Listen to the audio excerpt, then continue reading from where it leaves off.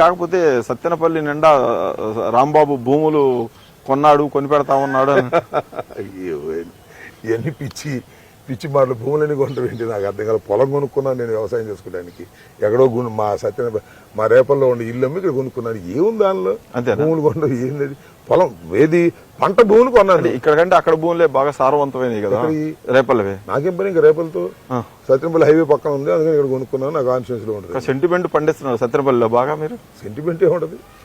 పుట్టింది రేపల్లి అయినా సచ్చేది మాత్రం సత్యనపల్లి. ఇక్కడే స్థిరపడ్డానే చెబుతున్నాను నేను. సెంటిమెంట్ ఏమైనా ఉపయోగిస్తున్నారా? సెంటిమెంట్ ఏం కాదు. ఓన్ చేసుకుంటారు అసలు సత్యనపల్లి మిమ్మల్ని? That is true. ఓన్ చేసుకోకపోతే ఎట్ట గెలుస్తాను? ఒకసారి అరసారి గెలుస్తారండి. మీరు పుట్టిన చోటే ఒకసారి గెలిచారు, మళ్ళీ గెలవలేకపోయారు, మళ్ళీ ఇక్కడికి వచ్చారు, మొన్నొకసారి ఓడిపోయారు, మొన్న గెలిచారు.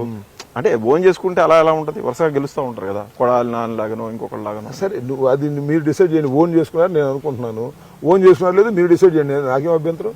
నా ప్రజలు నన్ను ఓన్ చేసుకున్నారు, సత్యనపల్లి ప్రజలు నేను అనుకుంటున్నా. That is my feeling. అలా కాదు మేము ఓన్ చేసుకోలేదని చంద్రబాబు చెప్పాడు, చెప్పని నాకేం అభ్యంతరం లేదు. అంతే. అంతే. ఈ జనసేన